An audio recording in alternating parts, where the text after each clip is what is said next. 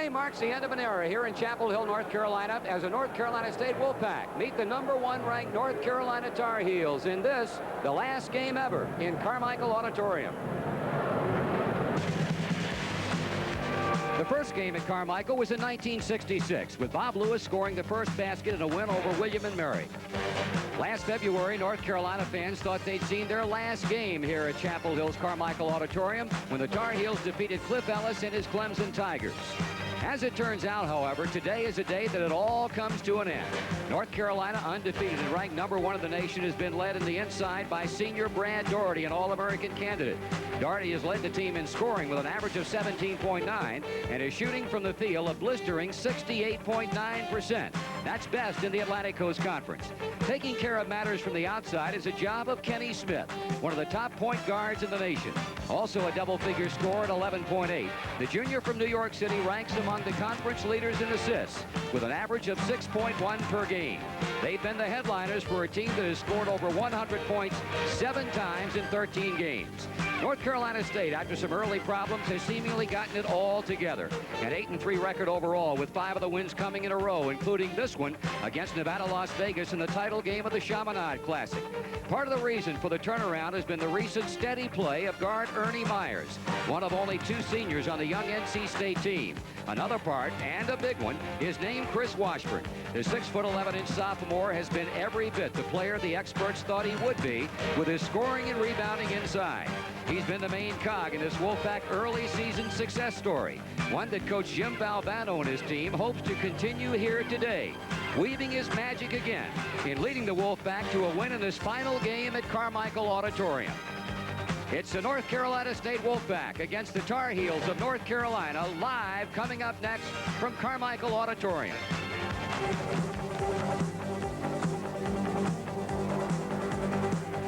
Raycom Sports and Jefferson Pilot Teleproductions present exclusive live coverage of Atlantic Coast Conference basketball. Today, live from Carmichael Auditorium in Chapel Hill, North Carolina, the NC State Wolfpack challenges the Tar Heels from North Carolina. Today's game is being brought to you by Natural Light, NCNB, Piedmont Airlines, the Jefferson Pilot Companies, South Carolina National, Subaru, Food Lion, and Central Fidelity. Good afternoon, everyone, and welcome to Carmichael Auditorium here in Chapel Hill, where today they close the book on an era of unparalleled success in North Carolina basketball. I'm Marty Brenneman, along with Billy Cunningham. And Billy, you look at this matchup today, you look at the memories that will evolve. Dean Smith is, I guess, throwing a bit of a surprise at some folks. He's making a lineup change, and this is his first conference encounter. Well, the reason for the lineup change is Warren Martin's injury. With Warren Martin out, Coach Smith felt that he needed Popson coming off the bench to add that dimension, especially if they get in any foul trouble up front. What he's doing now is putting Jeff Levo starting 3 small players along with Wolf and Daugherty up front. So this, #1, is going to give them a lot more offensive power to start the ball game. Now, Carolina scored over 100 points 7 times in their 13 straight victories, and they have a winning margin of 36.5 points per game. Billy, as a former player and coach, these guys are kind of looking forward to what they feel will be a much closer game than they've been used to, with the exceptions of Jacksonville and Las Vegas. That's right, and here we are starting the conference. Everything that was in the past, those were preseason games. Right. Now it's for real. There's something, now they're going to really keep score and see what the standings are in this league. And they know they have their hands against a tough team, the tallest team that they've played against so far this season, and an outstanding athletic team. Indeed, NC State with 5 straight wins, one of them against Nevada, Las Vegas, and Billy, a win that Jimmy Valvano found almost too hard to take. You know, coaches go through this. When you jump off the bench, usually yelling at officials, you have this blood rush to your head and you get a little woozy. But the problem with Jimmy is he went down for the 10 count. Well, that he did, but his ball club, as we mentioned, has run off 5 in a row. Jimmy Valvano has never defeated North Carolina. Here at Carmichael, he's 0-5. You know the Tar Heel story, 13 wins and no losses. It should be a good one. Paul Cameron is with us today. Paul, your comments from courtside. Thank you very much, gentlemen. Marty, as the story goes, before Valvano hit the floor, he's trying to make a substitution. He said, get the Shulis in the ball game. Well, the Tar Heels have taken the court. We've got plenty of action coming their way. We'll be back to Carmichael after this word from Natural Light.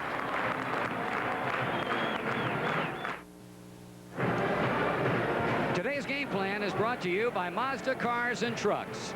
Billy, let's take a look at some of the strategy here today. NC State, the things that Jimmy Valvano feels they have to do in order to come out of here with a win. Well, poise. Number one, you're playing the #1 team in the country on the road. Last game in Carmichael, just all these different pressures on this team, and a very young team. They have to have the poise early in the game. Now that steps to the man that's the key to this game.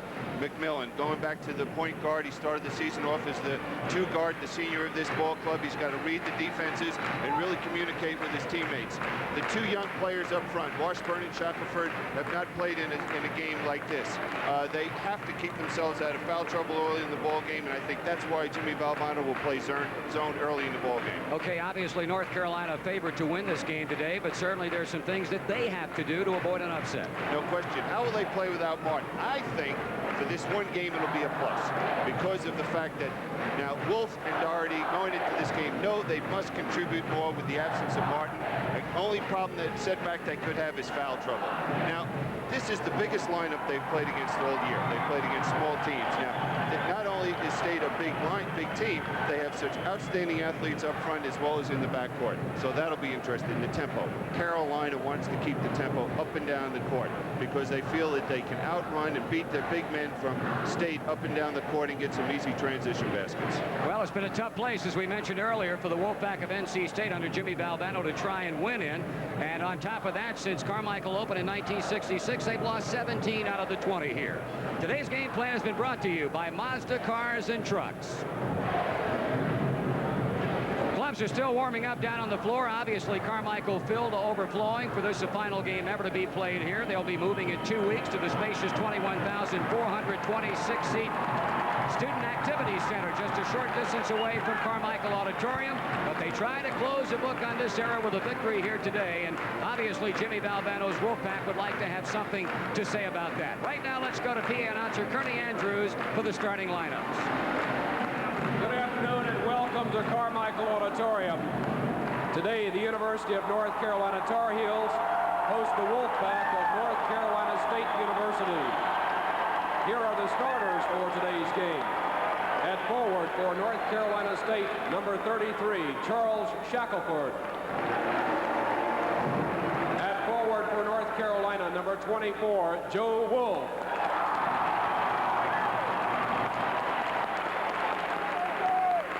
For the Wolfpack at forward, number 23, Benny Bolton. And for the Tar Heels, number 25, Steve Hale.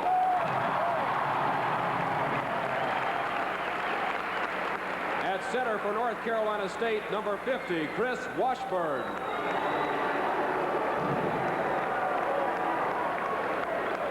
At center for North Carolina, number 42, Brad Doherty. At guard for State, number 31, Ernie Myers. At guard for Carolina, number 14, Jeff Lebo. For the Wolfpack at guard, number 10, Nate McMillan. And for the Tar Heels, number 30, Kenny Smith. The head coach for the Wolfpack is Jim Valvano. The head coach for the Tar Heels, Dean Smith.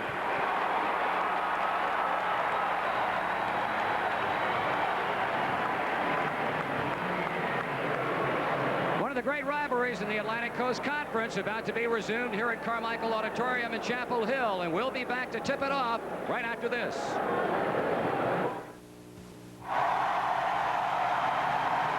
The officials today, you see them, Joe Forte, Jerry Donahue, and Rusty Herring, and at center court, we are just a second away from getting this one started. Carolina seeking to extend its winning streak to 14 in a row. NC State looking to extend a more modest winning streak to 6 as Washburn and Doherty, the 2 high rises go up, and it's Ernie Myers and NC State with a first shot at it. Nate McMillan, a big key, as Billy Cunningham pointed out at the top of the telecast. He's a guy who can do it all. He gets it inside. Shackelford misses on the turnaround, and bodies go flying, and NC State retains possession. Well, that's the one area that we talked about at the top of the show. Carolina is going to have to do the job on the defensive boards, and that means the smaller people are going to have to come in and give some help to Wolf and Doherty. Good defense by Carolina. They tipped 2 balls away, but NC State maintains possession. Ernie Myers, Nate McMillan in the backcourt for the Wolfpack. Washburn maneuvering down low against Brad Doherty. He wants it, but Myers puts it up. He throws up the air ball, but part of the reason was a foul on that man, Steve Hale. It'll be interesting to see if Jim Valvano makes any changes with his attack offensively, because Jeff Lebo is playing Benny Bolton, and he's giving up several inches inside, size-wise, and it'll be see if they go in and try to post him up inside. Myers, 6'5" senior, one of only 2 seniors on this entire Wolfpack basketball team, and playing very well of late. He had big games back-to-back in the Chaminade Classic, in which the Wolfpack knocked off Nevada, Las Vegas to win that championship game, and did quite a defensive job on Anthony Jones to help the Pack to the victory. So 2-0 NC State, with just 40 seconds gone here in the first half of play. The crowd imploring North Carolina to knock it home in their first trip down the floor. Doherty comes high to get it. Smith looking inside. There's Wolf, and he saves it at the sideline. Surprising to see State come out and start playing man-to-man to start the ball game. I thought they'd come out with a zone. Joe Wolf has the ball knocked away and picked up by Nate McMillan. So Carolina turns it over, and NC State tries to extend this very early lead to 4. 2 free throws by Ernie Myers, and the Wolfpack are in front 2-0, and they get the ball. And off the ball, contact between freshman Jeff Lebo and junior Benny Bolton, and Lebo picks up the personal in the second team foul on North Carolina. Defensively, State is going to play a very soft man-to-man because they don't want to allow Carolina to get any backdoors or lob plays to the basket. State will inbounds. Washburn plays it to Benny Bolton. Right back to the big guy in the middle. Here's a turnaround. It is 4-0 Wolfpack. That's it. Out-of-bounds play underneath that they put in just for the Carolina game, looking for the big man to take it out and stepping in and posting up. Well, they give Joe Wolf that 17-footer straight away, and he shows them why they should. That's a shot that'll be there all day for Wolf. Well, he's a better than 54% shooter in his career here at Chapel Hill. Ball batted around, picked up by Myers. He works well inside. Rebound controlled by Wolf. So Carolina with a bid to tie it up now with 18:06 to go in the first half. Hale out of the left pocket. Rebounded by Doherty. Put it up. Partially deflected, and Washburn comes up with the ball to Myers at midcourt. He takes it inside for the bank shot, and the rebound goes to Joe Wolf.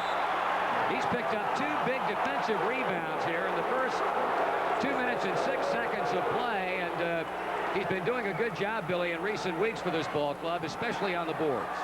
Outstanding. NC State, however, will keep the basketball. Wolfpack in front 4-2. The long outside pass to Bolton, and out of McMillan, he'll set it up. It was interesting, that out-of-bounds play right there. Carolina, instead of going to the man-to-man, went to a zone defense out of bounds, did not allow Washburn to come in and post up. Shackelford knocks it in from the baseline, his first field goal, and NC State is up by 4 over North Carolina at 6-2. Kenny Smith, Steve Hale, freshman Jeff Lebo, a 3-guard opening game lineup for North Carolina, along with the big guys, Wolf and Doherty inside. Lebo misses his first attempt. Hale gets it back for Kenny Smith, and it'll be NC State ball. Well, until Carolina hits that perimeter shot, you're going to see State backing off more and more, forcing that shot. You know, you mentioned you were surprised by the fact that the Wolfpack came out in the man-to-man defense. You were looking for the zone based on your conversation with Jimmy Valvano yesterday. To start the ball game, but they were going to go man-to-man if they throw the small lineup in the game. Now freshman Charles Shackelford out of Kinston scores from one side of the basket, comes back and hits from the other side, and the Wolfpack now lead by a half dozen at 8-2. Hale controls for North Carolina. Lebo, Kenny Smith makes the jump shot, drew the defense, Doherty with a jump hook. Brad Doherty averaging almost 18 points a game. He knocks it in. Second field goal for Carolina. They trail by 4. Nate McMillan played defensively by Kenny Smith. Here's Washburn with a turnaround. Misses a jumper. Lebo rebounds in traffic. Contact made. No whistle. Good move to get him by Myers. He takes it inside to Doherty, and they're going to call a charging foul against Jeff Lebo.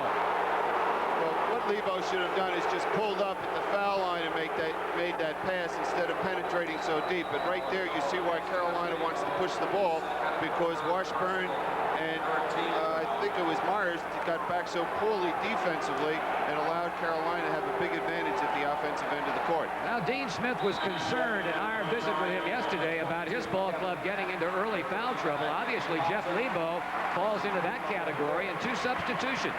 Kevin Madden, the freshman out of Stanton, Virginia, along with Dave Popson. Now checking into the Carolina lineup as Smith goes to his bench early. NC State 8, North Carolina 4, State in possession.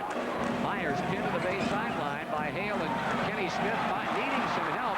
Can't find it. Now he does, and Madden intercepts it. Kenny Smith slips down in open court as he tried to sidestep a defender at the center line, and State will get it back. Well, right there, Jimmy Valvano's got to be upset because as soon as Carolina double teams and goes to their trap on the sideline, the big man, in that case it was Washburn, is supposed to step out and give that release so that there's an outlet pass to hit him and then look to swing the ball to the weak side. Carolina with a basketball. Kenny Smith looking for the open man. Kevin Madden, they'll give him that jump shot. Ball picked off inside by Shackelford, who's doing a heck of a job on the boards and also scoring here in the early going for NC State. 8-4 Wolfpack. They like to go inside to Washburn. Has it knocked away by Smith. Picked up by Myers. Long jump shot by McMillan. And a rebound control by Dave Popson.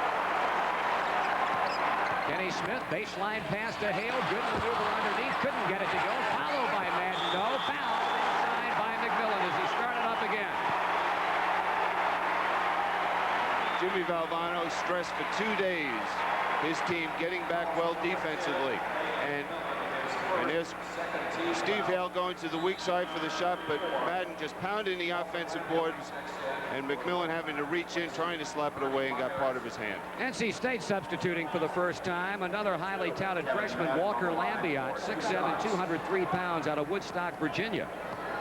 So Nate McMillan charged with a second Wolfpack team foul, an earlier personal call against Chris Washburn on that play at center court that resulted in Kenny Smith being fouled as Madden hits the first of 2. Lambiot has been playing very well at home, but having his problems shooting the basketball on the road.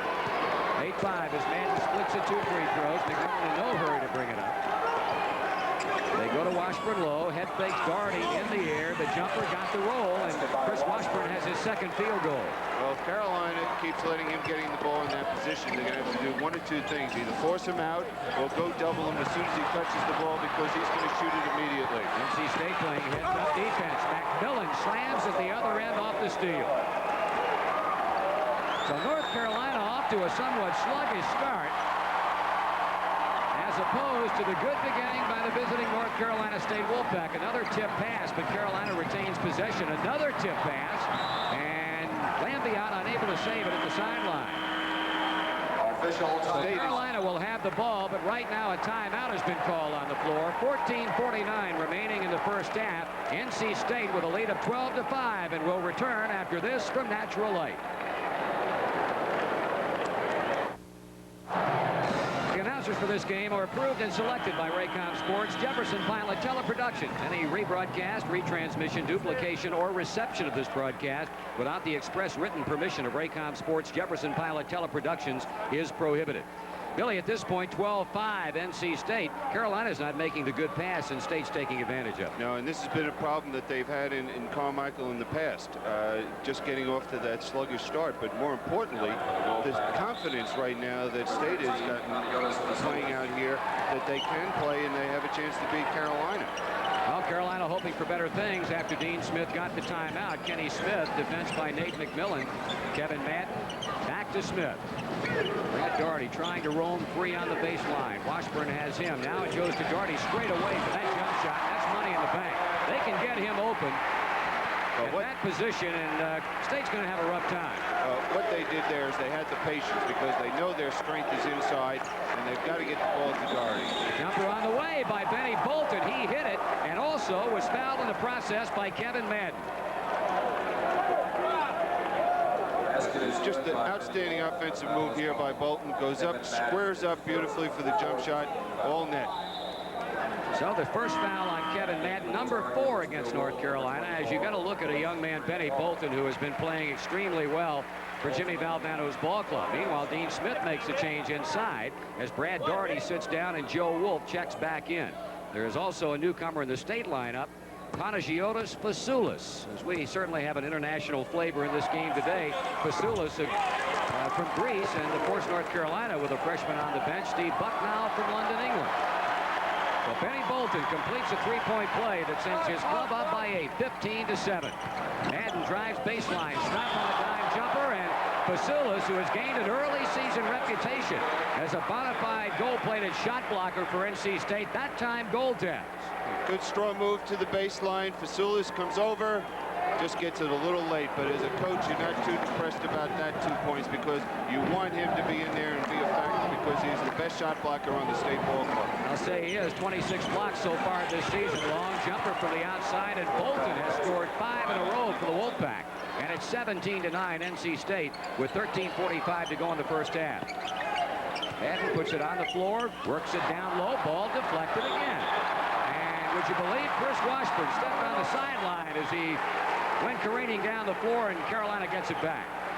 That was great hustle by Washburn. But the next, once he gets control of the ball right here, what he should try to do is find McMillan and allow him to push the ball up the court and let him finish off the play for a possible layup. But still, to see a big man that quick and active in there, you don't see that very often, especially a sophomore. Brad Daugherty has come back in off the bench. A very quick blow for him on the North Carolina bench, and sitting down is Dave Popson. Carolina's turned it over 5 times. That was only the second for NC State, and a very ill-advised pass by Kevin Madden into the hands of Fasoulis. Carolina is very confused right now by the different defenses State is throwing at them. A triangle 2, one time down the court, a little man-to-man, a 2-3 zone, and this is what they're going to have to do is just take a little bit more time. They have a 45-second clock, read the defense, and look to attack the weakness. Charles Shackelford back in for NC State, replacing Chris Washburn. So 2 fouls quickly on Kevin Madden. That was a problem for Jeff Lebo as he got his first start here at Chapel Hill, but had to go to the bench early, although he is coming back along with junior Curtis Hunter. Well, right now, Dean Smith is looking for a combination, just to get a group out there that starts playing well and gets their team on a roll. Fasoulis triggers the inbounds pass to Lampiot, and he'll get it out of traffic as he plays it outside to Nate McMillan. NC State by 8, 17-9. They own the ball. Lampiot guarded by Wolf. McMillan plays it inside. Here's the turnaround jump shot, and Shackelford continues to have a hot hand. Young man ineligible in the first semester for NC State came back against that fine Kansas ball club in the Wolfpack loss in Greensboro. Pass inside Daugherty, lays it up and in. Will have a shot at a 3-point play because of a foul against Benny Bolton. Carolina got a break there. Okay, Wolf is able to turns over the ball here, and he gets it inside. Excuse me, he picked up the loose ball and was able to find Daugherty flashing right down the lane. So Daugherty with 3 field goals. 68% free throw shooter on the line for the first time. In fact, he's the first Carolina player to go to the free line so far in the game. Rebounded by NC State. I tell you, so many people have talked about this youthful Wolfpack team and how Jimmy Valvano has had a history of bringing clubs along. And there's no question they have some exceptional talent and really could be something by the time tournament time rolls around. 19-11, they're in front. Daugherty, good pass inside the Wolf. That's great ball movement, but it all started with a quick shot by McMillan at the other end. There wasn't one pass made. 19-13, NC State 6-point lead. Trying to answer at the other end, McMillan. They're going to call a charging foul. Carolina will get possession as Dave Popson comes back in for Curtis Hunter. Here's McMillan making that drive to the basket. Brad Daugherty establishes that position and draws the offensive foul. So 2 fouls on McMillan, team foul number 4 against the Wolfpack.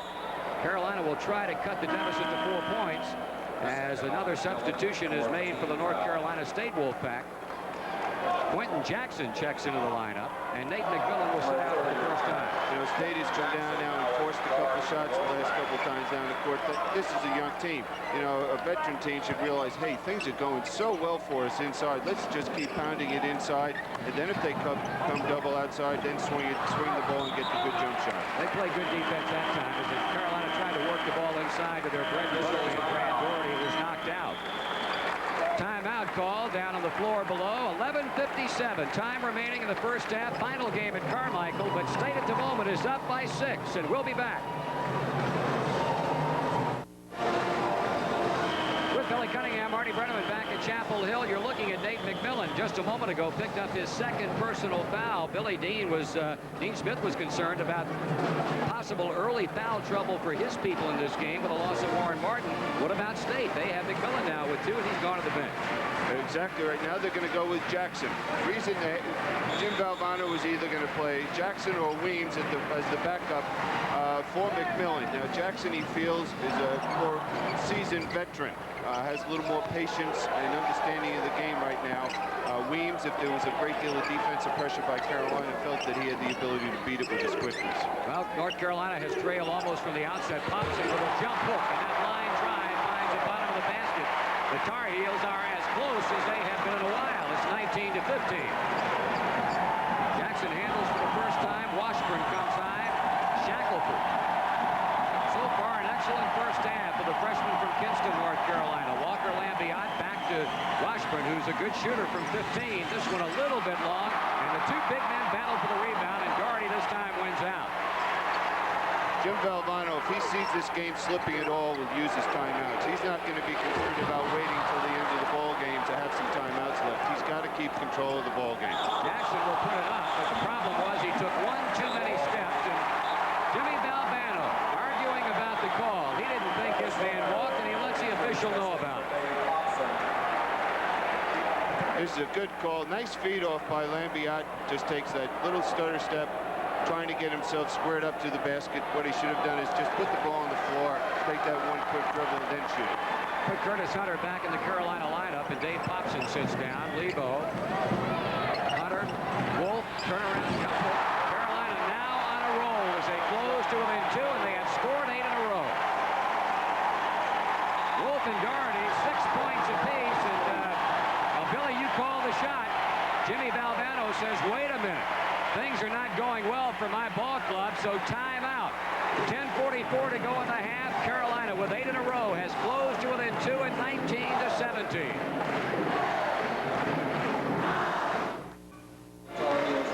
At the conclusion of today's game, join us as we'll be choosing a player from each team as the Holly Farms Players of the Game. Okay, Billy, you anticipated what might happen. Carolina got points number 7 and 8 in a row. Jimmy Valvano, as you predicted, called a quick timeout. Now what do you look for from the Wolfpack? I look for him now to bring the ball in bounds, and if Carolina's playing a man-to-man, looking to get the ball inside to either Shackelford or into Washburn, where their bread and butter is. Okay, let's see. Benny Bolton will make the inbounds pass at center court. As you take a look at the early field goal shooting, Carolina at 50%, and the Wolfpack somewhat better. Washburn. Ernie Myers back in. Long bomb by Bolton. That time it fails to go, and Hunter picks it up on the move. Long cross-court pass. Kenny Smith puts it up. And a foul will be charged against Myers. He said, no, I didn't. And the official said, yes, you did. And again, Valvano explodes off the Wolfpack bench to appeal the call. Here's the jump shot by Kenny Smith. Should have had a little more patience with the shot. Myers coming over the back. And, of course, I haven't seen a player commit a foul in my life. You know, it's always a bad call by the official. You never committed it. I still haven't. I didn't think so. You're not even playing I anymore. know. Well, Carolina trying to tie it up. They had a shot a moment ago. Kenny Smith's long jumper failed to go. But they get the ball back on the foul by Ernie Myers, his first of the game. Hunter puts it on the floor. That plays to Hale. Checked very quickly by Bolton. Looking low. There's Wolf with a turnaround. And right now he has the singular hot hand for that man's basketball team. Steve Hale had the same situation that Kenny Smith had over there. Had a possible shot. But showed the patience to get the ball inside to the strength. And now Wolf is in his four in a row. Well, Carolina brought back into a tie, but Chris Washburn fractures that tie with a baseline jumper for the Wolfpack. 21-19 NC State, 9:40 on the clock, first half. Hunter fakes, goes toward the baseline, puts up the off-balance jumper. Good rebound inside by Brad Doherty. Doherty with 8, Wolf likewise. Carolina another tie at 21. Both teams have the same philosophy offensively. big people as much as they possibly can. Great defense employed by Hunter on Benny Bolton. Doherty's bid for the steal. Comes up short. Washburn gives it right back to Bolton. He'll shoot it in heavy traffic. And nothing but white jerseys inside. Kenny Smith. Carolina's just getting a little more aggressive at the defensive end of the court, not allowing State to do what they were able to do early in the ball game. There's the long arms of Nate McMillan paying off for NC State. Was it a charge or a blocking foul? It was a blocking foul. And McMillan will go to the free throw line for a couple of shots. Curtis Hunter tried to get there, but in the opinion of the official, did not quite get stationary in time. 16 foul. After the steal, McMillan looking to take it strong to the basket. You can see just sliding over there, didn't have his feet stationary. Now, McMillan, you look what he did last year for this team. Last year, with a team with Charles and McQueen, he was #1 in block shots for this ball club. He was second in steals, second in assists, and third in rebounding. So this is a player that every coach would love because he just does anything he possibly can do to help his team win. Well, when the season started, when people said, what's the biggest weakness on this NC State team, it brought up the inevitable question, who was going to play point guard? Well, right now, it's in the very capable hands of Nate McMillan. He hit the first, missed the second, State by 1. Carolina comes down quickly, trying to beat the defense. Doherty shoots for the lead. Rebounded inside by Hunter, had it knocked away, and he clears it out front to Kenny Smith. There's Popson. North Carolina by 1 at 23-22.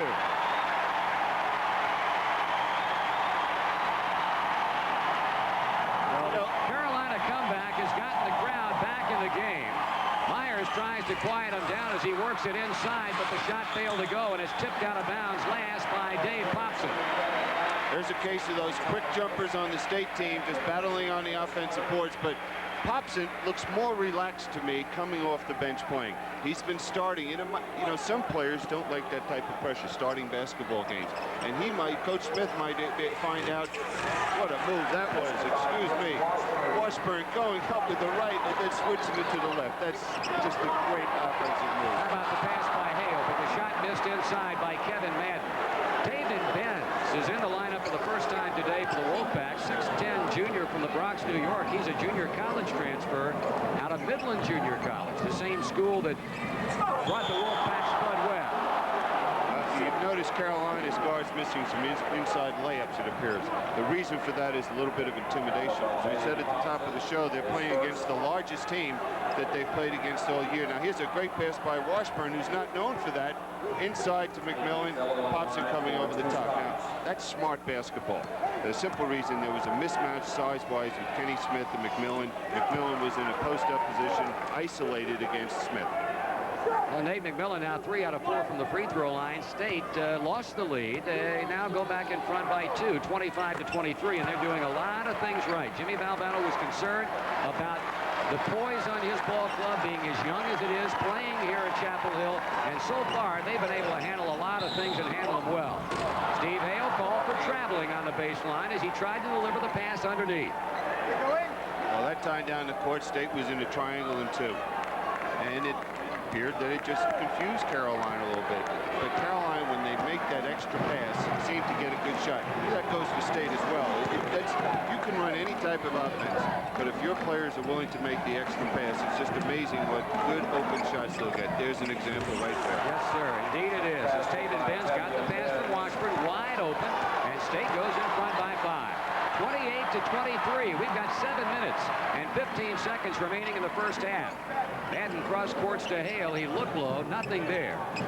Still keeping an eye out for Doherty. He cut across the middle of the lane, but that jump hook was a little bit short.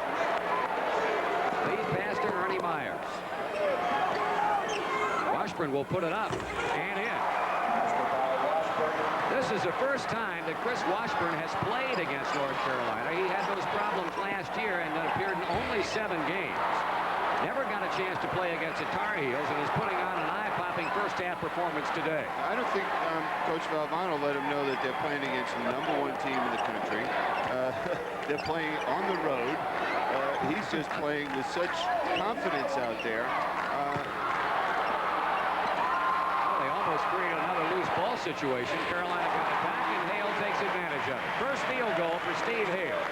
Well, they're just so much more active than Carolina with their hands defensively. They're moving their feet well, and they've just gotten their hands on several balls that Carolina has been fortunate enough to get back. Washburn on the give and go. That play misfired for NC State, but Hale was tied up. The arrow and possessions pointing toward North Carolina, so the Tar Heels will get possession.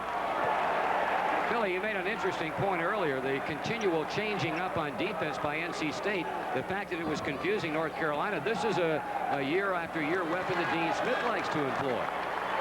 Right, but State, and he was prepared for State to come in and do these things, but the players have not shown the patience at the offensive end of the court.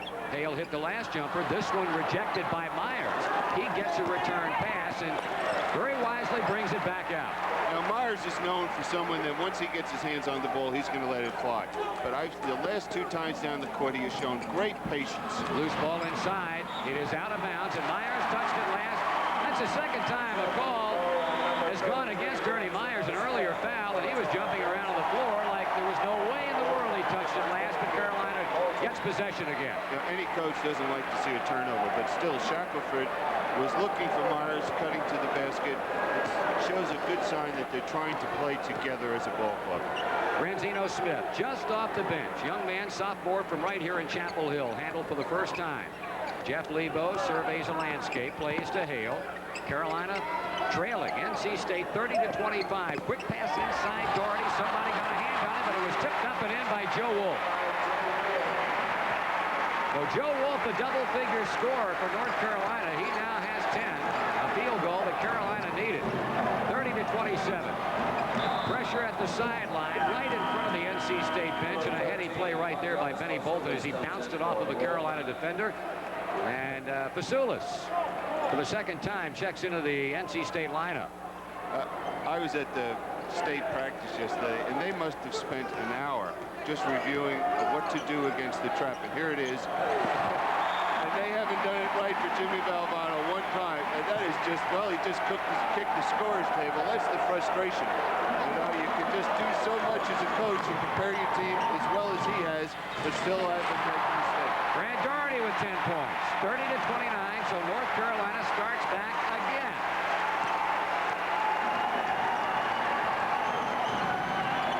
Contact away from the ball, and an offensive foul whistled against Benny Bolton. The official right on top of the play. Well, that was just... Okay, this would be a foul of frustration, you'll see. McMillan with the ball, trying to get it to Benny Bolton. Steve Hale overplaying the push-off. Here's Wolf having it rejected by Fasoulis. That time, he got it legitimately, and State brings it back. Artie Myers fakes a jump shot, kicks it back outside, and gets the ball right back from Nate McMillan. Fasoulis plays a role very similar to Warren Martin, coming in, sparking the team with his defense. Saw some excellent defense right there by Joe Wolf against Washburn. On the move is Hale. Kicks it off. Ranzino Smith appeared to travel, and he did. A one-point game, 30-29. NC State trying to get its first win in this facility under Jimmy Valvano. They haven't won since 1976 in this building. You look at that situation, and at the moment fairly even, although NC State has been turning it over a bunch of late. Long jumper misses, Wolf clears. Midcourt to Hale. Cross court to Smith. And good defense at the other end by Nate McMillan. Nate McMillan was the only one back there on defense. Carolina had a 2-on-1, 3-on-1 situation. Should have gotten an easier shot. It's just a great defensive play by McMillan, coming over the backside and blocking that shot. Something the State has been doing with a capital D this entire first half. Just under 4 minutes to go in half one. State with a one-point lead, and will return. Tonight's exclusive coverage is a presentation of Raycom Sports and Jefferson Pilot Teleproductions. Well, if you look forward to a close game here at Carmichael Auditorium, at this point you cannot be unenthused enthusiastic because that is exactly what it has been. You see the score there with the time remaining. State up by 1. Carolina was down by 8. They came back to take a lead. State got a roll. Carolina has come back. It's pretty much been that way, but I think State has surprised a lot of folks with the way they have performed with this young ball club in the first half.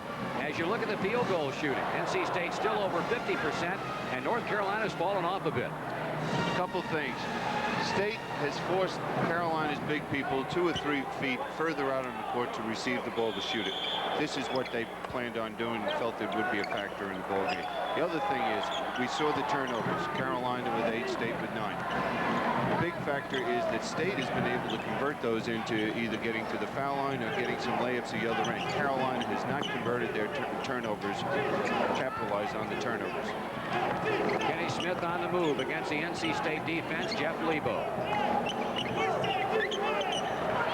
Got it back. Checked defensively by McMillan. In traffic is Hale. Back to Lebo. Got his man in the air, but elects to give up the ball.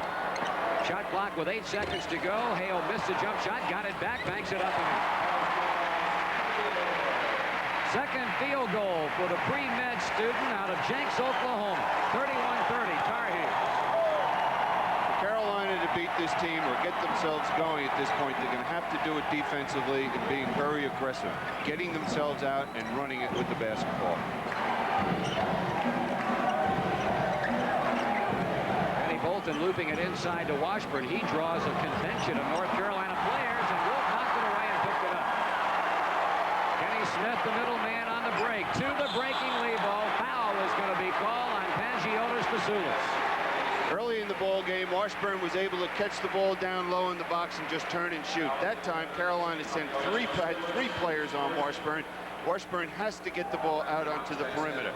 As soon as he reads the defense coming back and collapsing, that's when State should look for that good open perimeter shot. NC State's #1 recruit, you just took a look at him, Walker Lambiot, has come back in. On the line, Jeff Lebo.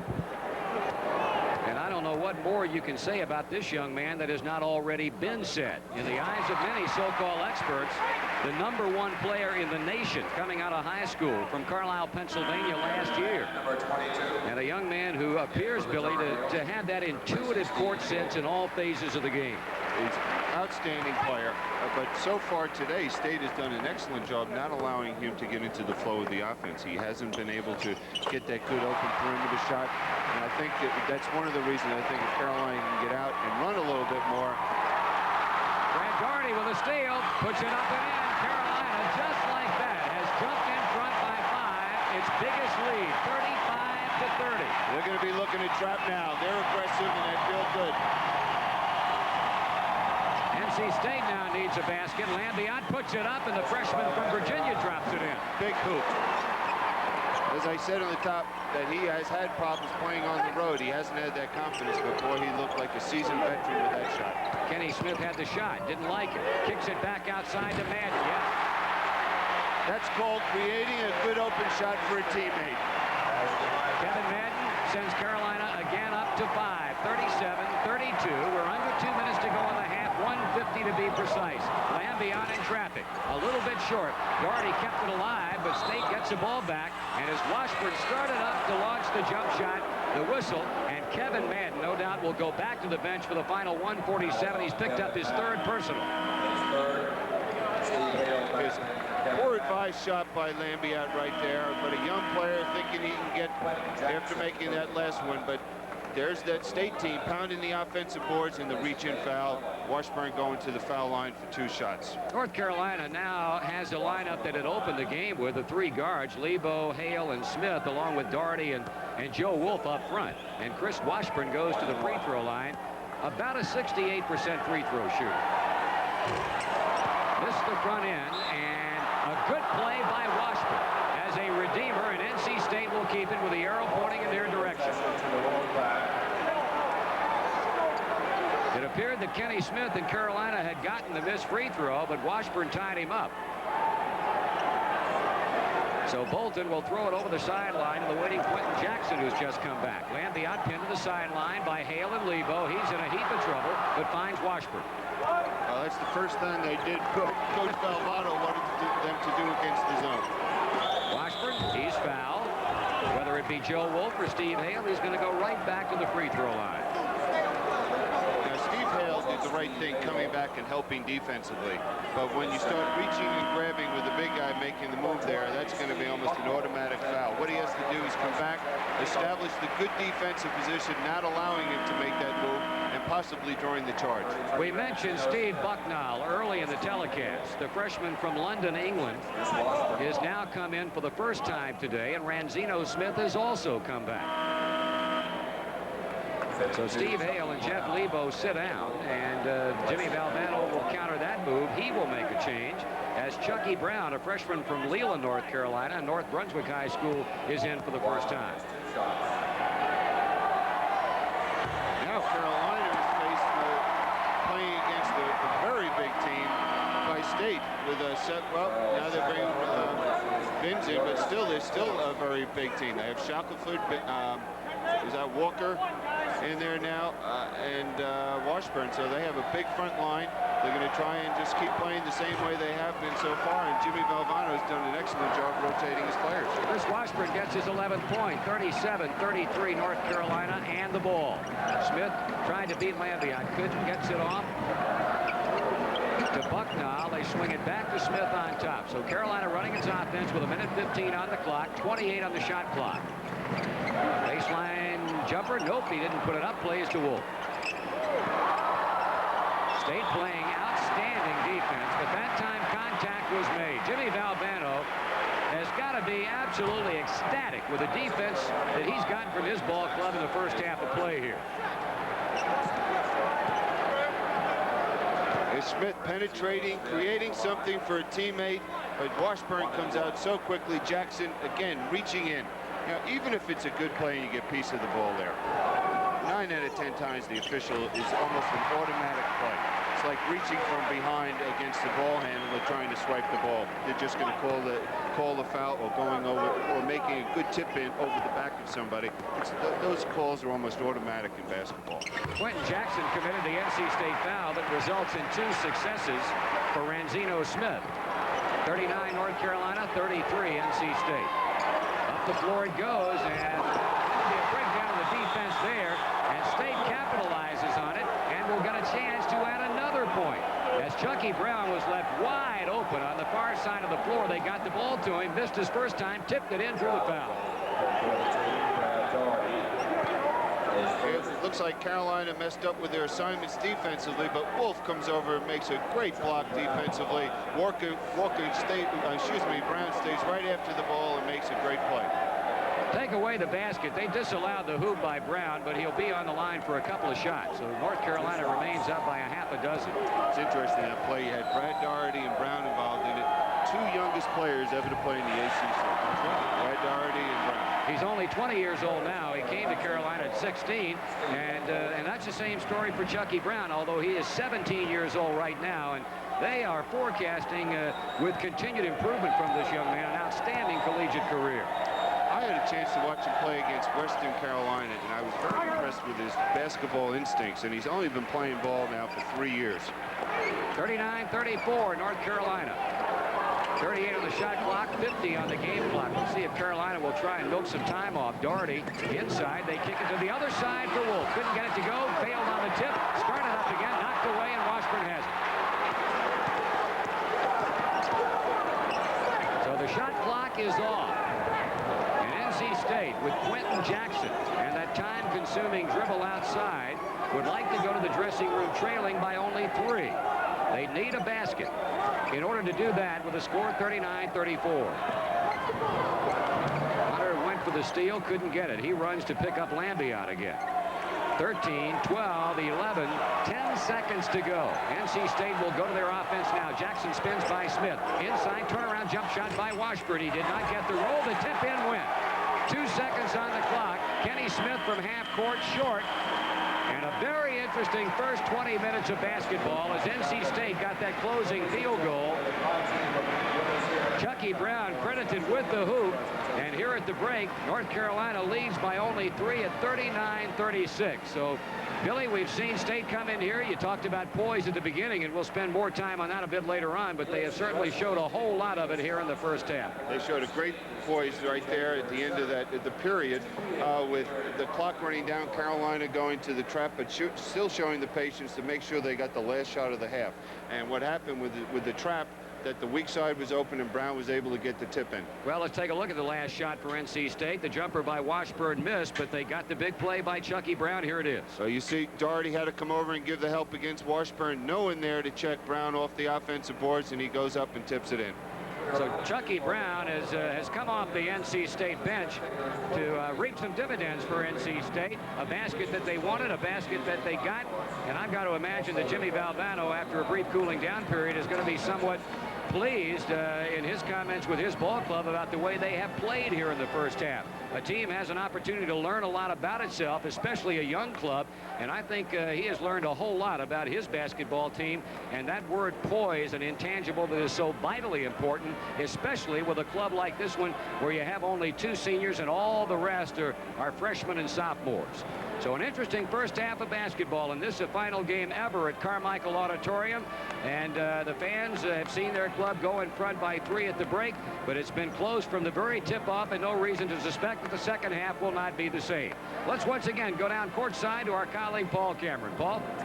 Thank you, Marty. And during the ACC Sports Center, we picked Chucky Brown, not Chucky Brown, but Charles Shackelford, our Budweiser ACC Player of the Week, and he is really showing his stuff here on this Carmichael floor. North Carolina leading by a scant 3 points at halftime, and we've got the halftime show coming your way. Today, the Mazda game plan. Also, we'll have our scoreboard from the ACC, and we'll also be talking with Fred Bearcat about a couple of the calls today. Of course, Bearcat, the supervisor of officials in the ACC. All that coming your way on the ACC Sports Center in just a few minutes. Stay tuned. We'll be back to Carmichael after this word from Natural Light. And enlightenment, 2 basketball teams which represent the North. At the conclusion of today's game, we'll be choosing a player from each team as a Holly Farms Players of the Game. Holly Farms will contribute $1,000 to the Atlantic Coast Conference to be distributed among the member institutions under a conference-approved plan. That's a Holly Farm Players of the Game to be announced near the conclusion of our broadcast. Seconds away from beginning the second half with Carolina leading by 3. Billy Cunningham, we look at the halftime stats, and at least from my opinion, the most glaring statistic there, North Carolina 44.7 from the floor. Well, Marty, in the last 16 halves, Carolina has shot over 50%. So you can see that their State is just doing an excellent job in regards to their defense. Other statistics were misleading. 25 rebounds for Carolina, 14 for State. Reason I say it's misleading is Carolina has not converted on the offensive rebound opportunities that they have and the way they'd like to. Other points, I think State, number one, McMillan's going to have to do a better job handling the ball. Committing 5 turnovers, just too many for him to commit against the Carolina team for them to have any success starting the half.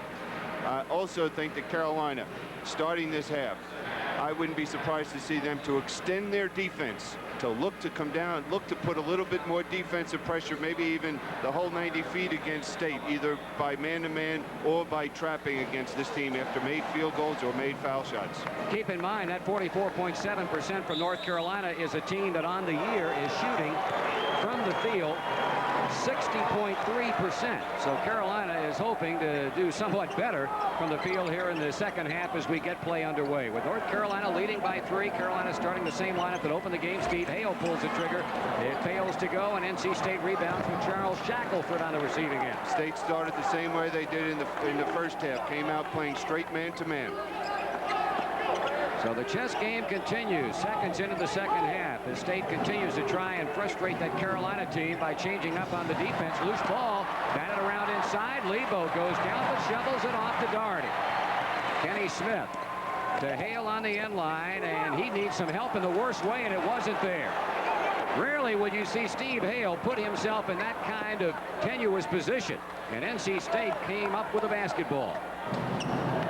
Washburn foul. Kenny Smith got him as he started up. There's another example of playing defense with your hands and not moving your feet, not coming back and sealing Washburn off, not allowing him to make that move offensively. Another big factor, you look at the stat sheet, you have Hale, Lebo, and Smith shooting 2 for 10 from the field, and Hale with the only 2 field goals.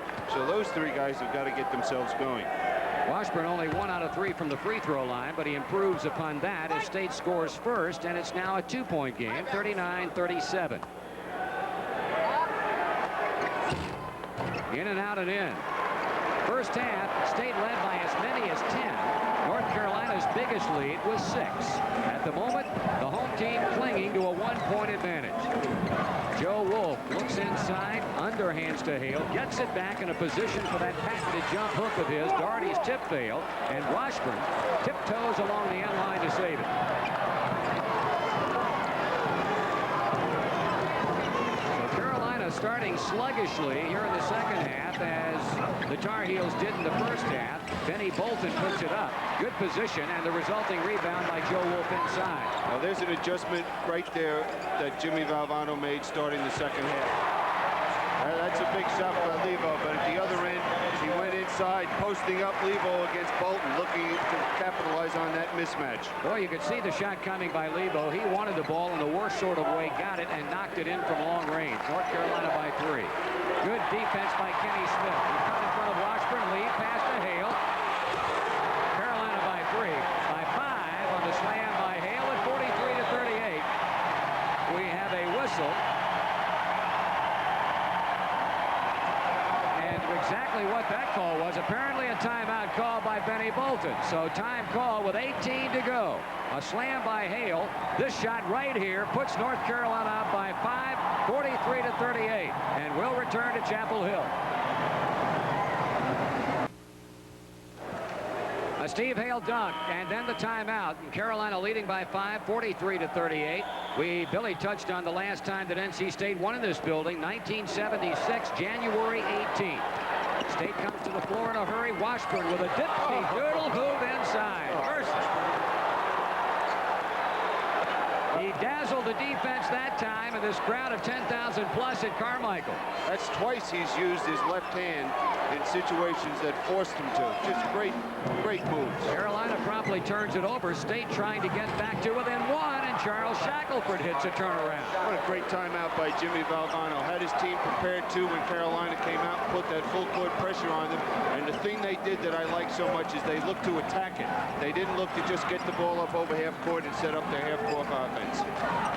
It has been a game of spurts. It looked like Carolina had something going, but State comes back with 4 unanswered points. Doherty puts it up, and it drops back through. 14 for Brad Doherty. Carolina by 3, 45-42 over the Wolfpack. Shackelford shoots again. This time he didn't get the bounce, but on the other side is Washburn. He was hammered as he went back up with it. They're going to get Doherty, and that's going to be a second foul. Really, nobody in any kind of serious foul problem at this point, with the exception of Kevin Madden, who had 3 in the first half, and he's on the bench. There's Shackelford with a shot. Now the weak side rebounding, just battling inside. Washburn getting the ball, and Doherty just having no other choice but to either let him have the 2 points or foul him on the arm. Washburn riding his situation at the free throw line has hit 3 straight now after hitting only 1 of his first 3. That's a big advantage right now for State, that inside play, missed shots, especially with Carolina playing that man-to-man, and the matchup with Lebo against Bolton. Panagiotis Spasulis at the scorer's table waiting to come in. Doherty with a turnaround bank shot. I'll tell you, he's as fine a post-up player when he gets to that box catching the basketball, because there's no hesitation. He just turns and fires that. Averaging almost 18 a game. He now has 16. He was a first half high scorer with 12. Ernie Myers with his club trailing by 4. Now speeding to Shackelford on the give and go to Myers, and he got the shot inside despite pretty good defense, late though it was by Kenny Smith. That's just great basketball right there. Just that pass that Shackelford made over to Myers. I don't know, unless they had verbal communication, how he knew that that man would cut to the baseline and make that great pass. Hale going to the basket, you could just see that the man never had any chance to set his feet squared up to the basket to draw the charge. Second foul on Ernie Myers, only the first against the Wolfpack here in the final 20 minutes of play. North Carolina with the ball and a 2-point lead, 47-45. Fasoulas has come into the front line for North Carolina State. Ball tipped away. What do we got here? Foul against either Fasoulas or Charles Shackelford. And they'll go over to clarify it at the scorer's table as the players, at least for the moment, stand around.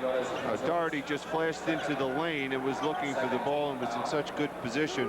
Fasoulas was just a step late, beating him to the spot, and that's how he committed that foul. Curtis Hunter will be the North Carolina trigger man. To Brad Doherty, Kenny Smith, to his backline colleague Jeff Lebo, and back to Smith. Lebo will put it up. And in. 6 points for freshman Brad Lebo, and both of his game field goals have come here in the first 4.5 minutes of the second half. In the first half, there was hesitation on his part going up to shoot the basketball. The last 2 times, he just squared up and just buried that jump shot. Ernie Myers took the ball into the land of the Giants, and he drew the foul. It's charged against Curtis Hunter, and a Wolfpack goes right back to the free throw line. They were there 12 times in the first half. Carolina shot but 7. 2 shots. Myers is an excellent foul shooter, shooting over 83% from the foul line. You know, one thing a lot of people might forget is when Derek Wittenberg went down a few years ago, when NC State went on to win that great national championship, he came in and filled Wittenberg's spot. And he's a lone remaining member on this NC State club from that team that won the NCAA championship in 1983. Speaking of Derek Wittenberg, he's on the Wolfpack bench as a graduate assistant for Jim Valvano. Excuse me, Marty. State's back into that zone, looking to force Carolina to go from the perimeter. And Curtis Hunter was fortunate enough to draw contact, and that's going to be another foul on Fasoulas. The reason for this is the penetration by Lebo, forcing the defense to react to him, and that allowed Hunter to drive to the basket and draw the foul. So Curtis Hunter steps up there, a young man who had a storied high school career over at South Durham in Durham, North Carolina, but has been injured for much of his high school career. He's healthy now and has contributed to this club here in the first month plus of the season. Now, that play we just saw on the replay is something that Carolina did not do in the first half, be aggressive against the zone. In that case, Lebo did penetrate and force the zone to react to his ball movement, and that opened up Hunter. They're going to have to do more of that if they're going to have success against State when they go to that zone. Well, Hunter got them both. Carolina now 51-47 a leader. Steve Hale back off the Tar Heel bench as he visits briefly with a man who hit those 2 free throws, Curtis Hunter. Well, we have the same situation. Carolina going with that full court pressure, looking to force a turnover. Knocked out by Steve Hale. State didn't have any problem at all with the first time Carolina showed it to him a couple of minutes ago. But what happens in many cases, the players on defense now know how State is going to look to attack the trap, so they react a little differently the second time. So here's Carolina coming out and looking to go to the trap. Looking for that steal. North Carolina forces a turnover. 3-on-1 break. Kenny Smith. That's just great defense by Carolina. If someone has to come to the basketball from State to take that pressure off McMillan. Ernie Myers trying to answer and does. Big basket. That field goal by Kenny Smith was his first points of the afternoon. He has been completely quiet. Lebo with a hot hand here in the second half, and he drills one again. There's that extra pass at the offensive end of the court. Doherty giving Lebo that open jump shot. 55-49 North Carolina. Fasoulas with a sweeping hook shot, way off the mark, followed by Myers, no good, and a heavyweight tip-in. I believe Fasoulas got it. That's who got it. Just a great tip. 55-51. Other end jumper fails to go. Joe Wolf skies above everybody else. He'll give it back to Kenny Smith and to Hale. Had a hand in his face, takes it low. Another force pass inside. Hale not having a real good afternoon, but an offensive foul called against NC State. Charles Shackelford. There's Steve Hale driving a little too deep underneath. Shackelford with the ball. Now he just turns right in and throws that elbow out and hits Wolf right in the chest. Steve Hale is just penetrating a little too deep, and he's getting himself into no man's land. Again, we mentioned at the top that this is the first time Carolina has played against such a big basketball team, and that's a big factor and probably why Steve Hale is having some problems. Kenny Smith. And again, it was that one extra pass that set it up. Lebo really had the shot, but he gave it up to Kenny Smith. Well, now if you're State, you have to react to Lebo. Good ball movement, saw the court so well, McMillan, and found the open man, Bolton. That was Kenny Smith's first, I think his first jump shot that he's made this game. Inside move, and a good one by Dave Popson, and the offense is starting to heat up now. Right now, State's got to slow it down a hair.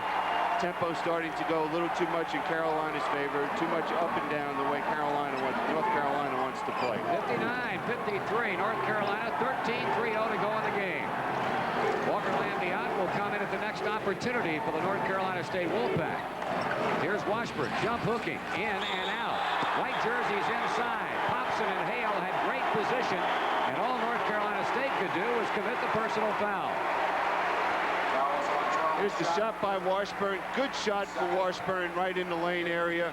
You see Steve Hale checking out and Popson. The State players are going to the offensive boards, and the coach does not mind an offensive foul going to the offensive boards because that means his team is really working, and that's a big plus and one of the big strengths of this North Carolina State basketball team. Foul one against Charles Shackelford, 5 quick ones against the Wolfpack. Hale on the baseline, swings it back outside. Lebo, good pass, Kenny Smith. Bingo. See what happens when Lebo hit those couple of jump shots. Now they're overreacting, coming out on him too quickly, and leaving Kenny Smith with that open jump shot. Listen to this crowd. Carolina 10 for 13 in the second half, a steal. Hale trying to go coast to coast, and he does. Jimmy Valvano has to be thinking timeout. Absolutely. And exercises one. It is pandemonium at Carmichael. North Carolina has jumped out in front by the biggest lead the Tar Heels have enjoyed. Here's the pressure defense by Carolina. Steve Hale overplaying the basketball. Lebo just picking the pocket of Brown. And Steve Hale with a great move to the basket using his right hand. So fellas who are not heard from in the first half are doing it now. Time out on the floor, and we'll be back after this from Bud. North Carolina by 10, 63-53, 12:41 left to play in this ball game. Carolina enjoying its biggest lead of the entire afternoon. As you look at the great difference from the first half to the second half, really, Billy, for both ball clubs. State 48-3 in the first half, now 54.5%. North Carolina 78.6% here in the second half. One major reason, they're now in the second half, they're converting those turnovers to made field goals at the other end of the court. Okay, number 2.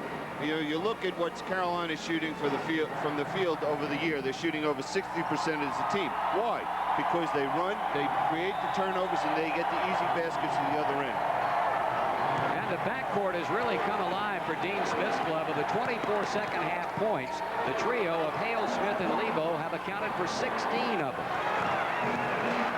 So NC State, who has benefited from a couple of earlier timeouts in this game, hoping that the same thing will hold true now. Oh, out there right now, State has a very young basketball team on the court. McMillan's the only senior. You have Brown, a freshman, Washburn, a sophomore, Lambiot. Big shot by McMillan. They needed that basket, and after every timeout Jimmy Valvano was called, they've been able to come out and convert. Nate McMillan with his second field goal. Popson line drive jump shot. Too hard for North Carolina. Picked off by McMillan. So State, following the timeout, got the deficit to 8. They now try to shave it to 6. Washburn looking for somebody, finds him, and an excellent pass by Washburn, who has done that on more than one occasion today. This time, the recipient, Chucky Brown, he was fouled by Dave Popson. And also there was a technical foul called on Popson on this play because he must have said something to the official. That's a great pass by Washburn. You know, looking at the statistics, he does not have many assists. The average is about 1 a game. Now he comes into this game, he's finding the open man, he's reading the defenses so well. You got to praise Jimmy Valvano, though, with those timeouts. The last time they came out of the timeout, they were down 5 points. They scored quick two baskets, cut it to 1. Here they are in a situation they have to come out down 10. Now they're going to possibly be able to cut this to a 4-point basketball game with a technical foul. So this has the makings of a tremendous turnaround in favor of NC State. Brown misses the opportunity at a 3-point play, but now another Wolfpack player, and it'll be Nate McMillan, will go to shoot the technical. In March, Jimmy Valvano will not have to call these timeouts that he's having to call right now for this ball club because they're very young now. He wants to make sure they keep their poise. They will have been through the conference. They will have experienced going on the road and playing these tough conference basketball games, so they'll know how to react to each other and react to different situations like they are right now. Talk about interesting situations for the remainder of the game, and you're talking just 13 seconds shy of a full 12 minutes. NC State has but one timeout remaining. North Carolina, typically Dean Smith style, he has 4. But State has scored 5 in a row, and here's McMillan making it 7 straight. So 7 in a row for the Wolfpack following the timeout, and it is a 3-point game at 63-60. State's back into their man-to-man defense. Jeff Lebo stops, pops. This time he couldn't get it to go. Wolf got a hand on it, but it was last touched by Walker Lambion. Tough shot by Lebo. But right now, especially when State is in the man-to-man, this is where Carolina is going to have the good patience, looking to get the ball inside to Doherty, and unless they have the good open perimeter shot. They leave Doherty alone that far away from the basket. He goes to Wolf and turns and shoots. McMillan hardly got a hand up in his face. You know, we all know that Jeff Wolf's a good player. He's been starting for Carolina for a couple of years, but he is such an underrated player in my estimation. Here he is. He has to go out. He's got to play Washburn defensively, and he has really been such a force at the offensive end of the court. Pretty good drive by Lambiot. Rebound by Carolina. Foul is going to be called against the Wolfpack. If we can see that again, you'll see why he missed that shot. Lambiot is left-handed. Okay, he's left-handed. Now watch what foot he goes off to shoot the basketball. He goes off his left foot. Now that means that he's not going to be under the proper control to make that shot. If he had gone off his right foot, he would have been able to go towards the basket and possibly have a better chance to make it. You're talking about the multifaceted Joe Wolf. Not only has he scored 12 points today, he's also hauled down 9 rebounds. Hale kicks it inside. Doherty turning, shooting. Possibly a Wolfpack hand on the ball. Picked up loose by Charles Shackleton. 65-60 North Carolina over the Wolfpack. Still better than 10 minutes to go in this game. A game that saw North Carolina leading at the half by only 3. 39-36. Long jumper off the mark. Washburn. Oh! Yeah, only guards are supposed to be able to do that. You know, his hero. Now watch Washburn go into the offensive boards here. Now, offensive rebounding is anticipation, anticipating the shot from your teammate and getting there. But I don't know how you describe that shot that he was trying to make there. But the important thing is he was able to draw some contact and get to the foul line. His hero and his idol is Moses Malone, who I had the fortune of coaching for several years. And if he keeps working, going to the boards that way, well, he might catch Moses at the end of his career. Well, you're talking about a young man who, to a large degree, is really a rookie in terms of experience. He played but 7 games last year, brother. You would not know it by the way he has performed so far this season. 65-61. Kenny Smith, bad pass inside. A lot of red jerseys underneath on that ball intended for Doherty and picked up by Lambiot. That was great help defense by Lambiot. Poor advised pass there. Just no chance, even if he caught it, to do anything with the basketball. Nate McMillan did the only thing he could do to eliminate the Brad Doherty slam, and that's to commit the foul. So a situation that we discussed earlier is now starting to mount a little bit. Nate McMillan has picked up his 3rd personal foul. Pasulis on the Wolfpack bench also has 3 for North Carolina. Brad Doherty a moment ago picked up his 3rd. Big advantage Brad Doherty has over those players is he's a senior. He's played in games like this. He knows what he is able to do, and he will play a smart game. At least I'm sure Coach Smith hopes, and not pick up that 4th or 5th foul. Really, how good a professional player can Brad Doherty be? Well, one big factor is the professional lane is a couple feet wider. So he won't be able to get the ball in as deep as he has here, but he has an excellent touch, excellent shooter, good hand around the basket. I think that, and the thing that I've seen him grow in this 4-year period of time to be a very aggressive offensive player inside, where I thought he was a little passive in the past years. Jim Valvano happy as Doherty misses 2 free throws. North Carolina cannot extend the lead that stands at 4. State ball, 9.5 remaining. Lambiot fires, too strong. Into the hands of a Wolfpack player, Quentin Jackson. He'll circle around and bring it out front. State is just getting too many offensive rebounds for Carolina. And there's Lambiot. He beat Steve Hale on the other side and got the layup. It was 10. It is now only 2. 65-63, and I'll tell you, Jimmy Valvano coaching up a storm over there in front of the NC State bench. One of the things Valvano wanted to make sure that State did not do or allow Carolina to do, a great individual move by Kenny Smith, was allow Carolina to get any backdoor layups or any lobs to the basket. So far to this point, they've done an excellent job of that. The main reason is when they play man-to-man, they play soft and force the ball to be passed to the perimeter. Chucky Brown throws up an air ball. North Carolina, as Madden kicks it around, but got it back. Feeds a blind pass inside the guard. Well, here come the Tar Heels again. That's a young basketball team there. They had a situation they did get back very well as a team defensively, but they didn't match up and pick up their men quick enough. A ton of fresh bodies on the far side, hoping to get in very, very quickly. 69-63, the Tar Heels in front of the Wolfpack. Washburn drawing double-team defense, kicks it off to Quentin Jackson. He throws up a rock, but State will recycle the offense as they keep it at their end. State is just killing Carolina, and that's what's keeping them in the game is the offensive boards right there. Walker Lambiot with a careening tip as he came barreling down the lane. The nice touch, and it's again a 4-point game, 69-65. Got Vasulis, Macmillan, and Bolton waiting to come in for NC State. Lebo and Popson for North Carolina. So in a moment, wholesale substitutions. Kenny Smith, short. Doherty kept it alive. It's tipped at the end line. Saved by Wolf on a great individual effort. And Doherty from 15. Tip up by Jeff Wolf. He's all over the place. And this time too much, so he's whistled for the foul. And now the substitutions in advance. Brad Doherty had that open jump shot from the elbow. No one comes out to defend against him. The toughest shot in basketball. It forces a player to think. Timeout on the floor, 7:23 remaining. North Carolina by 4, and we'll be back. Tonight's exclusive coverage is a presentation of Raycom Sports and Jefferson Pilot Teleproductions. Again, the reminder at the conclusion of today's game, join us as we'll be choosing a player from each team as a Holly Farms Players of the Game. You see the situation, 69-65, North Carolina. Billy, how about this? Brad Doherty, you can see how open he is. He didn't have a hand in his face. It's the toughest shot to make in basketball. There's Wolf pounding the offensive boards, but goes over the back and picks up the foul.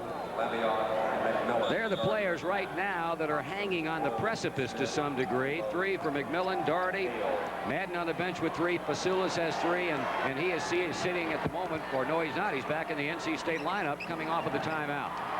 He handles a basketball. He got away with a pass that time. Carolina was primed for the steal, but Walker, Lambiot's guy, to pick it off. Here's Benny Bolt. Whoa. Lambiot on top of the back of Steve Hale as he tried to keep the ball in play, and they apparently call a foul on Lambiot. Well, here's the foul. Steve Hale, you can see him finding his man, checking him out. That's a tough call. Sure is. Steve Hale did a great job, and that's the way you would teach boxing at, and you can tell that his dad was a coach. He's been learning that. His dad was a coach at Oral Roberts at one time. You know, this young man fundamentally is so sound and so important to this team. Today, watching him play, as I mentioned earlier, he has just taken that extra dribble into the crowd where instead of just taking the 14-foot jump shot, instead of going for the 10-foot or taking it all the way to the basket. Is he the kind of fellow that in the future, if you needed a knee operation, you'd allow him to cut on you? He wants to be an orthopedic surgeon. I think his problem in regards to going into medicine is that he's going to be playing for a while in the NBA. I would tend to agree with that. 71-65, North Carolina. Nate McMillan cross-courts it to Benny Bolton. NC State continuing to be patient, and why not? They're only down by 6 with better than 6 to go in the game. Lambiot left hands it up and in from the outside. I know Jim Valvano has got to be ecstatic by the play of Lambiot, because he had told me that the young man, as a freshman, has really been having a tough time on the road. We just saw some great defense inside by NC State. Wolf thought he had an easy basket inside. It was rejected by Shackelford. He picked it up, and State comes right back.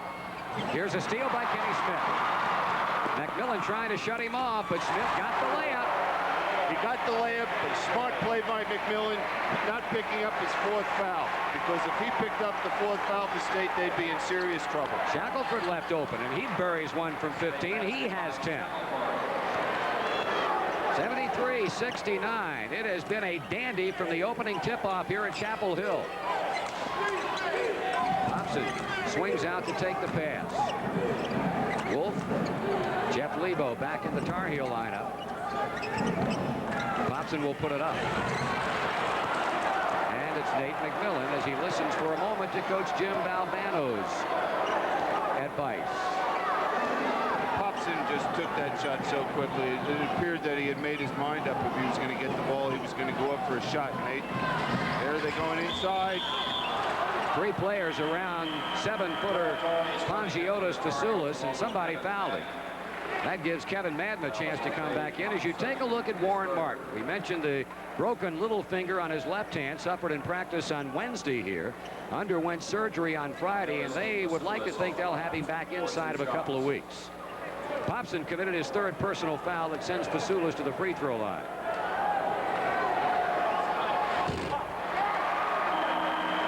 Fasoulis is not a very good foul shooter, as you saw on that foul shot. He's just shooting 53% from the foul line. Interesting story for this young man. He attended Hellenic College in Massachusetts, went back to his native Greece to serve in the Army, and was on the Greek national team, where he was spotted by Jimmy Valvano on a tour by his Wolfpack club a couple of years ago. He is the only year that he has eligible to play for North Carolina State, but he's already helped his club a ton. That time he didn't, missing both free throws, and North Carolina is able, as a result, to maintain the lead of 4. Ball tipped away by Fasoulis, playing behind Brad Daugherty, and it's Walker Lambiot.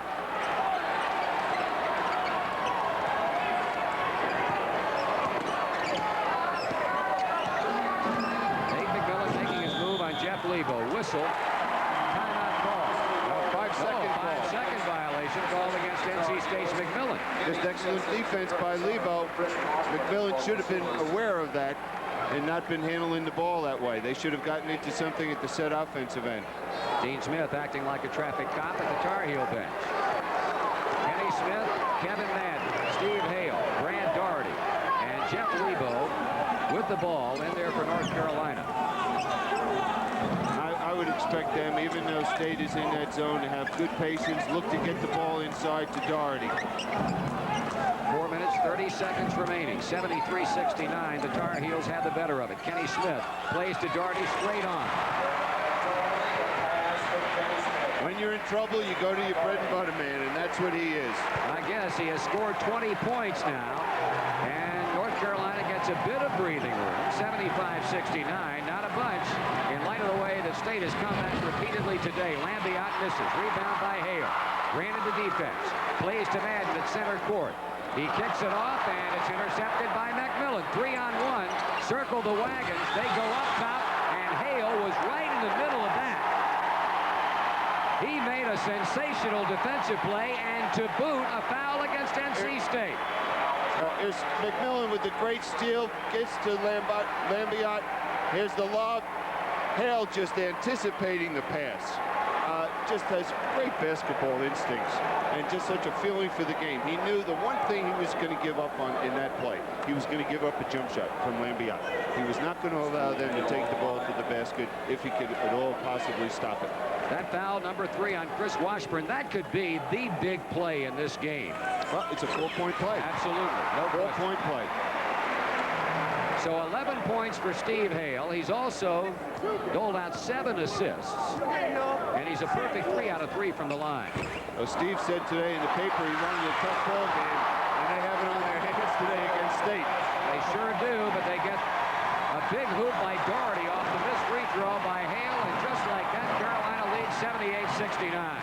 of the type that drive a coach crazy because they just didn't check out on the foul lane and allowed Wolf to get a hand on it and knock it over to Doherty for the layup. Jeff Lebo got charged with a foul for North Carolina. And so it'll be free throw time for NC State or will it? Dean Smith is apparently appealing to the officials, saying no way are they supposed to shoot it. The foul was not in the act of shooting. The big thing is that they're calling the foul on Doherty for some reason, and that's why the questions are out there. Now let's take a look and see if it is a foul on Doherty. If it was, Lebo driving to the basket. There's the body, the foul by Doherty, by Lebo. No question. No way. No way. Do they keep the foul against Doherty? Oh yes. Well, that's number 4 against Brad Doherty, and obviously Dean Smith would have liked to have had it the other way, and by all rights should have had it the other way. Well, that just proves the officials are human as well, but when you have 3 officials on the court, they should be able to pick that up and at least confer with each other to make sure that they get the right player. Big miss by Charles Shackelford, and North Carolina gets it back. Carolina right now should probably use a little bit of time on the clock, especially with Doherty having those 4 fouls. 3 minutes, 25 seconds. There's Joe Wolf. Yeah, they used around 5 seconds. Their lead is 11. That is the biggest for either club today. Well, Carolina goes right to the zone to try and protect Doherty. Lambiot kicks it inside to Washburn. He woes around Doherty, who really has to play a bit cautiously at this point, and Washburn got an easy slam. I have been so impressed by Washburn. When I saw him play against Western Carolina, I just didn't know how good a basketball player he was going to be. But now I see a move like that, and the way he's passed the ball and the way he's competed defensively in there, he's going to be a great one. Wolf misses a turnaround, and the ball, nope, it was not saved by Nate McMillan. He said, I didn't step on the line. That stops the clock with 2 minutes and 46 seconds. Let's see if we can see it. McMillan coming back for the rebound, loses the handle on it. Looks like he got the line. Sure does. Timeout on the floor. Time remaining. 2:46 at the moment. North Carolina in the driver's seat, leading NC State 80-71. Today's game is brought to you in part by Mazda and Holly Farms.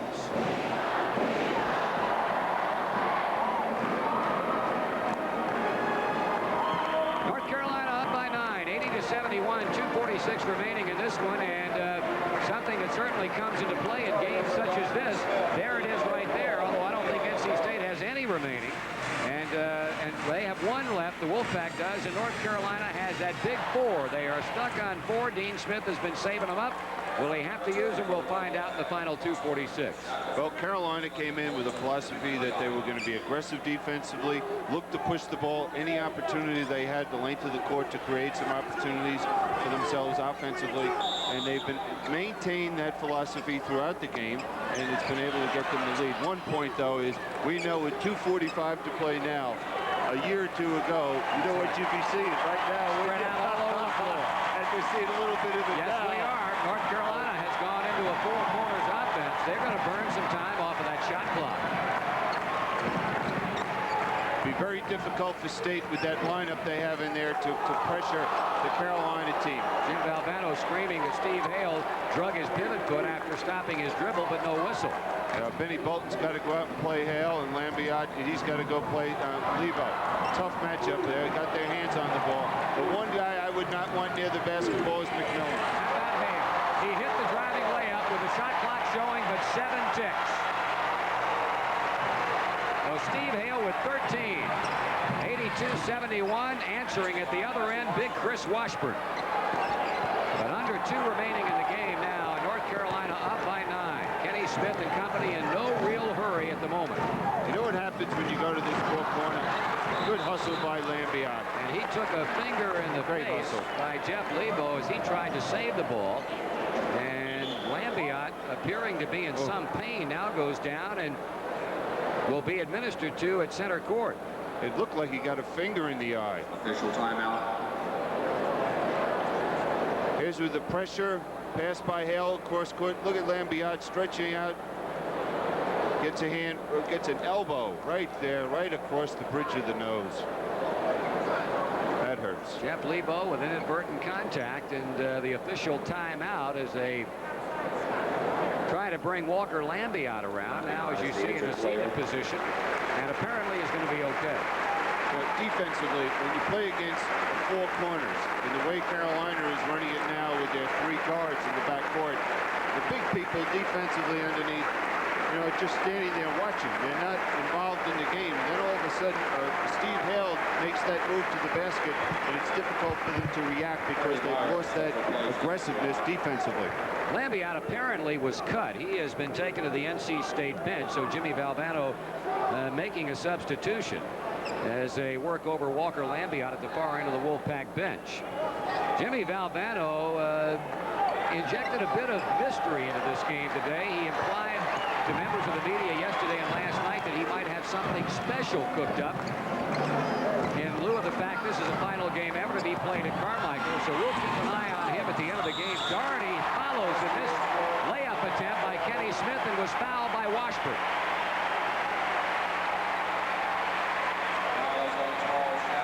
Kenny Smith taking it strong to the basket. Probably should have given it off to Doherty immediately. Doherty, it's amazing how great players always seem to be in the right spot at the right time. Here's the potential three-point play. He has 24 points this afternoon, Brad Doherty does, and is yet to hit a free throw. He is now 0 for 4, and there's the ever-present Mr. Hale for the rebound. Kenny Smith. All 12 of his points have come in the second half, and North Carolina has broken it open here in the last few minutes. A rainmaker from the outside by Nate McMillan.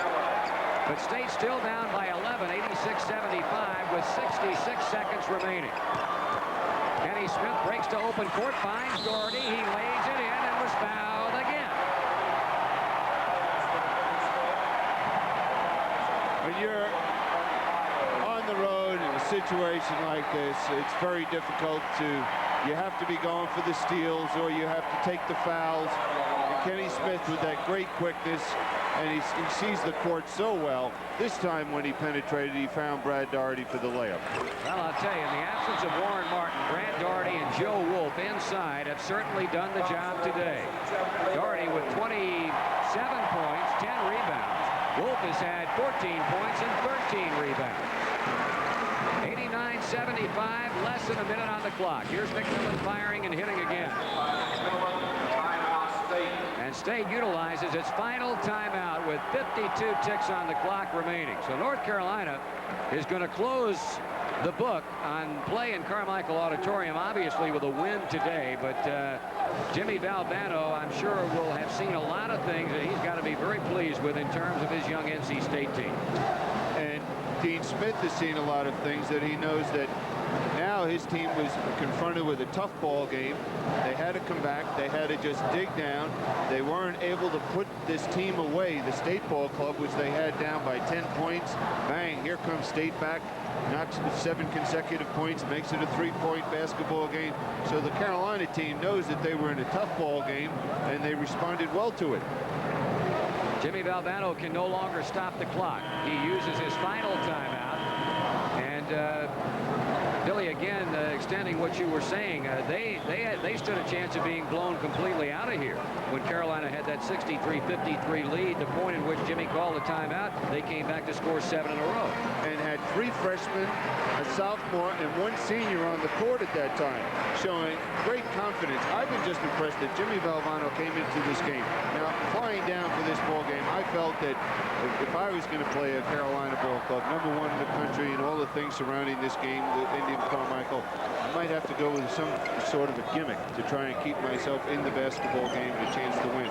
And his response to me was, hey, we're just going out and playing basketball. Doherty fouled by Washburn, and that's number 5, or make that 4. Let's see. Washburn committed the foul to keep Mr. Doherty from getting the slam. The land of the Giants. You know, both of them had their heads over the rim. So Doherty getting well here at the end, goes back to the free throw line. A total of 27 points, but only 1 for 5 from the free throw line, and this one he got the roll on. You know, a game like this for Dean Smith is good for a few reasons. It scared his players a little bit. They've been on just easy street now for a month and a half, beating their opponents by an average of over 37 points a game, thinking this game is too easy. And now they realize, hey, we got to get ourselves back to where. What a play by McMillan. He missed the jump shot, got the long rebound, and one motion he slammed it back through, 90-79. Well, there's no quit in that young man. Here he is going over and double teaming. Only 14 seconds to go. Kenny Smith backs it back out. Clock winding down. Smith to Doherty. Long pass out to center court to Steve Hale. 4 seconds, 3 seconds, 2 seconds, 1, and that is it as Hale dribbles the clock away. Jimmy Valvano and Dean Smith meeting at center court as they visit very, very briefly. Valvano takes a basketball from one of the game officials. Keep an eye on him. Watch what comes about now. Oh, look at this. The last field goal that Carmichael scored by Jim Valvano. Well, Billy, he indicated to you yesterday that's what he was going to do. He said it in confidence. He did not tell the media, but he lived up to what he said he was going to do. And despite an 11-point loss, Jimmy Valvano, as normally he will glean some humor out of this game today in light of the fact he can always say, I made the last field goal at Carmichael. That's right. And, you know, so many times as coaches and fans, we take these games a little too seriously. You know, he came out here, and there's no one in the world that wanted to beat Carolina more than Jimmy Valvano, but still was able to. The game is over, laugh about it, and realize there's going to be tomorrow. Well, North Carolina and Dean Smith specifically tried to downplay this game, as he did last year when the Tar Heels thought they had officially closed this building with that February 23rd victory over Cliff Ellis and the Clemson Tigers. The media referred to this game as Carmichael 2, and that evoked a very amusing comment from North Carolina Athletic Director John Swafford, who said yesterday, we felt if they can have Rocky 4, we can certainly have Carmichael 2. But the end result today was the same as it was last February, although not nearly as easy a win, Billy, for the Tar Heels today against an NC State team that figures to continue to improve as it was last year against Clemson. Yeah, this team is just going to be a great ball club. Couple points. This game had to be a lot of pressure on Dean Smith and the players because they knew they had to win. They wanted to go out closing this building in style. I just hope, I've been fortunate enough to see Woolen Gym closed. Now Carmichael. What do you think our chances are of watching the new student center closing? I'd like to be around by then. Well, it puts a final record here at Carmichael Auditorium, 168 wins and only 20 losses, a winning percentage of between 89 and 90%. North Carolina can only hope they can enjoy that kind of success when they move into the Student Activity Center 2 weeks from today in a game that you'll see when the Tar Heels tee it up against a great basketball team in its own right in the Duke Blue Devils. Let's go now to Paul Cameron. Paul? All right, I'm standing here with some happy Tar Heels. First of all, Joe Wolf. Boy, you guys got off easy street and right into the heat of the battle, didn't you? Yeah, it was fun out there today. They had some great young talent, and they gave us a good game, and we're happy to come out with the win in our last game in Carmichael. Your thoughts on Shackelford and Washburn as a big front line? Yeah, they're two young players that are really good, and they gave us a battle in there today, and I think Brad really played well. He's an All-American, and he played real well. Let's get your teammate in here, the big fella. Come on, Big Lumber. All right, Brad Doherty, you're a high man today, but you really had a tussle inside with Washburn. Yeah, well, all of their big guys did a good job. They all move very well. They have a young team. They have a lot of inexperience, and I feel they're going to be a force to be reckoned with once they get a little game experience. What about the closeness of this game? Do you think it may have awakened a sleeping giant? Oh, no. We always come to play, and no matter who we're playing, we're going to play the same. And a lot of people say we can't play against height and all that. You know, that's nonsense. We come to play hard. We're not going to change our game for anyone, and we showed that today. How about with Warren on the bench today? Did you try to reach down and get a little something extra just for him? Oh, I had to. I had to stay out there a lot longer. I was looking for my buddy today, but he wasn't there. But, you know, Joe and Pop and all those guys did a good job, and Kenny and Steve and Jeff did a good job out on the front controlling things. So we had a good team effort today. Played very well. Okay, Brad. Kenny, come on in here. Kenny Smith, early in this game, really the guards didn't seem to take care of the ball that well. You were turning it over, and State got some contact. confidence. Definitely early in the game now we were turning the ball a lot, which wasn't really indicative of what we've been doing early in the year. I think after the second half we settled down and then started to get the ball inside and got good shots. Okay, talk about the defense this man played over here, Steve Hale, today. Well, Steve does it night in and night out. You always can depend on him defensively, and we knew what he was going to do. So our guys, it's no surprise to us. Steve Hale, come in here just a second. Steve, what about not taking care of the ball early on? Were you at any point in this ball game that you were concerned about State's momentum, their confidence? I don't think that we're really concerned. I thought we came out a little nervous at the start of the game. First ACC game, it was a big battle, and we just were a little impatient. I thought that we settled down later on in the second half and played well. As a senior, your thoughts on leaving Carmichael? Well, I have mixed emotions. This has been good to myself and to the Tar Heels, but yet it seems like we're making a step up. We're going into a building where more people can see us play, where it's, you know, bigger is better, they say, and I'm going to miss this place, but I think we're all looking forward to playing at the new one. And I'm sure it's going to be a tough one.